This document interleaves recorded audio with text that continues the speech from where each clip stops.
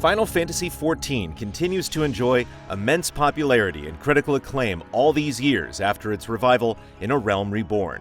However, heading into its latest expansion, Dawntrail, it's clear the long-running MMORPG is at a crossroads. After the last expansion brought a 10-year journey to a close, producer and director Naoki Yoshida and the rest of his talented team need to find a convincing answer to the one question on everyone's minds. Will Creative Studio 3 adapt and grow to accommodate a player base worried that the game's best days are behind it? Is Dawntrail the answer? After a satisfying conclusion to a narrative arc that spanned multiple expansions, Dawntrail looks to hit reset on the story and take on the massive task of trying to set up what comes after the high-stakes events of Endwalker. It's clearly a hard act to follow. Dawntrail opts for a more slowly paced tale which plunges you deep into a new world with a full set of major characters, including newcomer Wook Lamont, who takes center stage in a contest to determine the new ruler of her homeland. During this part of the adventure, which makes up roughly the first half of the story, the spotlight falls on the new cast to such an extent that your player character doesn't even feel like the main protagonist.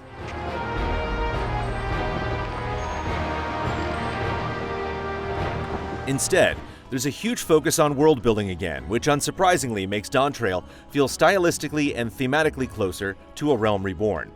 It's an enjoyable narrative, but it largely hinges on how much you resonate with Wook Lamont's personality, as well as what expectations you carry regarding the stakes involved. This is not trying to one-up Endwalker in any way, though things do take a drastic turn in the later portions of the expansion. In terms of delivering a transitional storyline focused on setting up new characters and new major plot points, Dawntrail is more than up to the task, though it doesn't quite approach the highs seen in more recent expansions.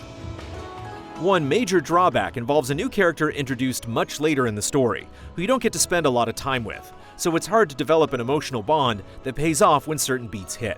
The significance of the last part of the game really hinges on where the writers go next in upcoming patches. There's definitely potential with the revelations uncovered at the end of Dawntrail, but currently, it does feel like parts of the final sequence were thrown in just to provide some sort of elevated tension. Good news indeed. If all's well, then we needn't delay in launching the landing boat.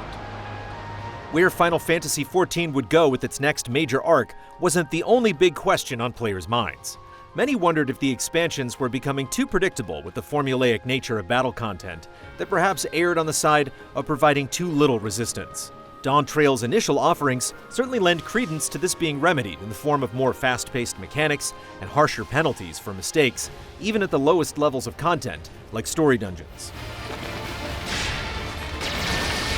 Many of the story dungeons have bosses that will likely result with you dying at least, and the more challenging level 100 dungeons will definitely trip you up more than once.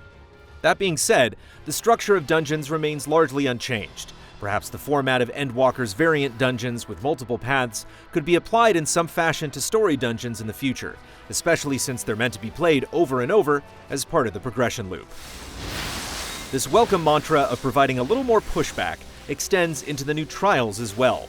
All three of the standard trials feel incredibly fun, focusing on fast-paced sets of mechanics, and the more challenging extreme variations are probably the best opening set that there's been in a long time. These extreme trials also introduce fresh new hurdles to overcome, like the Fire Tower tank busters of the first extreme trial, or the puzzle-like nature of the moving line mechanics in the second extreme fight. One area that feels like a step down from other recent expansions is the nature of your main quest objectives. The formula shows signs of stagnation, and after completing Dawntrail, it really does feel like the team needs to find ways to introduce new experiences into the main quests, or at the very least, mix in some other existing content ideas, like say a few of the minigames found in other parts of Final Fantasy XIV. There also really needs to be more to do in each zone aside from side quests, fates, and hunts, as these staples have remained largely unchanged for 10 years now. That being said, Dawntrail's new locations boast some of the most impressive environments with a lot of density and complex geography. The fruits of the much-touted graphical update are on full display, and it's a significant improvement that's immediately noticeable. New lighting and shadows add much-needed atmosphere, especially to the older environments, and high-resolution textures keep things looking nice, even up close. Not everything is updated yet, so there are still a few sore spots that need attention, but it's clearly a worthwhile investment. No matter the circumstances, there will always be sky-high expectations when it comes to Final Fantasy XIV's soundtrack. Masayoshi Soken and his team continue the tradition of crafting excellent new themes that explore a wide range of genres and influences, and Soken's masterful use of leitmotif takes center stage once again.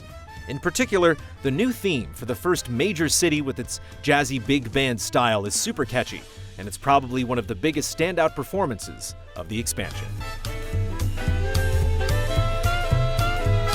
Dawntrail also continues the tradition of introducing new jobs for players to enjoy. This time around, there's a new melee role with Viper, and a new caster role with Pictomancer. Viper is very flashy and seems pretty easy to pick up, but at times it can feel a bit busy when it comes to its rotation and maintaining correct positioning for optimal DPS.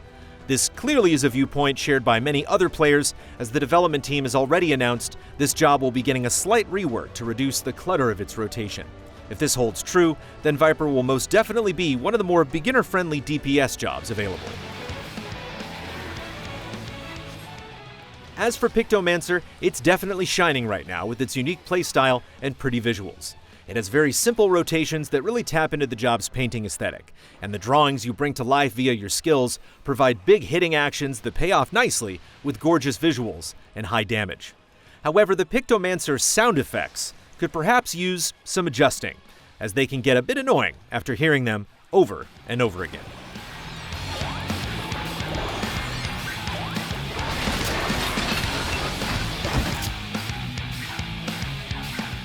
In multiple ways, Dawntrail is all about setting up events that will play out across future chapters. The narrative is certainly the most divisive element at the moment, so there's a lot riding on where the writers go after the revelations and developments in the final act. The battle content is certainly heading in the right direction, but there's still a question of whether or not the devs can sustain this momentum. There's reason to be hopeful with what's been established in Dawntrail, but what comes next will be crucial to Final Fantasy XIV's outlook for the future. We did leave him with only Sarelja for company. Final score, 8 out of 10. Thanks for watching our review. We're Easy Allies. We've been writing about games for decades, and we also do podcasts, streams, shows, and more, all funded by regular viewers just like you.